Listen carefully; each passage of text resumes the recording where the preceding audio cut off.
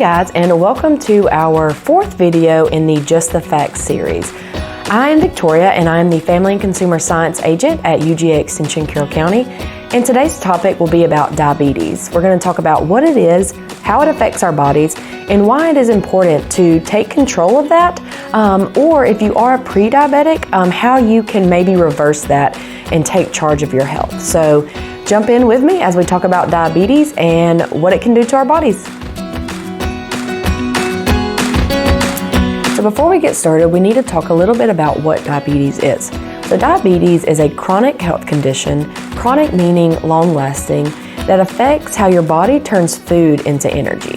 So most of the food that you eat is broken down into sugar and released into your bloodstream. And when your blood sugar goes up, it signals your pancreas to release insulin.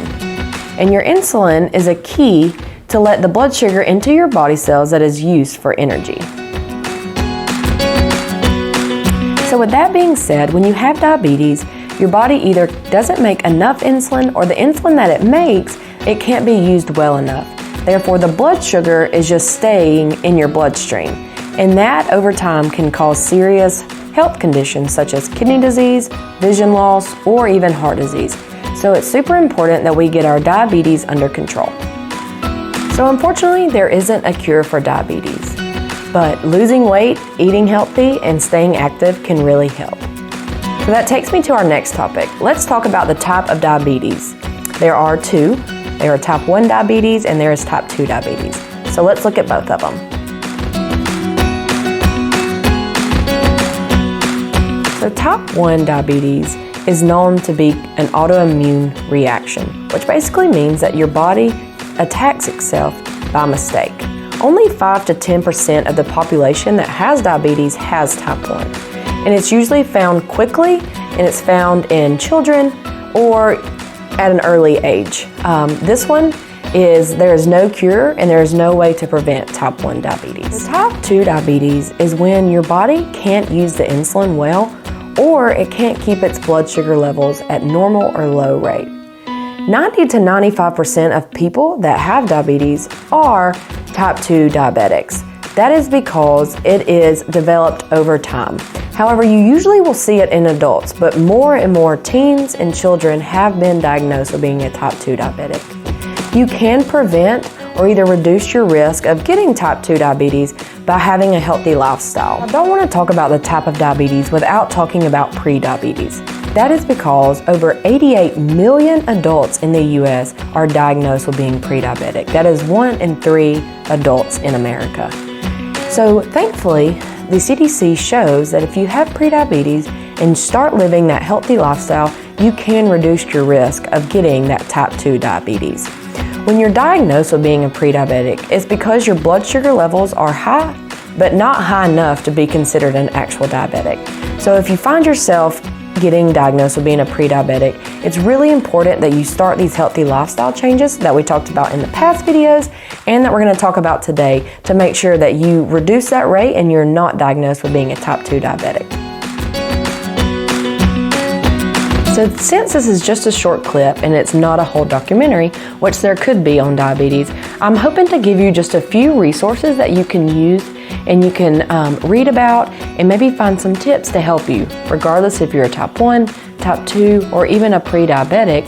These are things that you can do to maybe help reduce or lower some of your complications. So when you're diagnosed with being a diabetic or even a pre-diabetic, there are different resources out there that can help you. 2 websites that have some really great information about diabetes on it is the Family and Consumer Science page on UGA Extension and the American Diabetes Association. Both of those have great resources. They even have some nutrition menus, some recipe guidelines, and some physical activity guidelines. On top of that, you also may consider seeing a health coach or a lifestyle coach that can help you walk through your everyday lifestyle with diabetes. And lastly, those healthy lifestyle changes that we've talked about in every video will most definitely help you with your diabetes, which is making sure you're getting your physical activity in, eating a healthy and a nutritious diet, and also reducing that stress, because diabetes can cause stress because you feel like you're living in a new world, because of the different changes that you have to make in your life. So try to reduce that stress, find ways that you can reduce it that make you happy. And overall, know that you're not alone in being a diabetic or even a pre-diabetic. There are millions out there that struggle with this. So find you a community, maybe find you a program. I teach one called Walk Away that can most definitely help you. And there's also another one that's taught around here called the Diabetes Prevention Program. So I know I just gave you so much information and so many resources, but I encourage you to not put it out to the side and do not deny that you have diabetes. The first thing is accepting that and finding ways to help it. I know that I just ended with a lot of different resources that you can use if you are pre-diabetic or a diabetic. I will make sure I'll link those with this video so that you can make it easy to go to those websites. Just remember to make those healthy lifestyle changes. Make sure you're going to the doctor and getting your blood sugar checked, because you can have type 2 diabetes or be a pre-diabetic without even knowing it. So make sure you're going to the doctor or getting your annual checks like the wellness fair. And I will see you next week on another series of Just the Facts.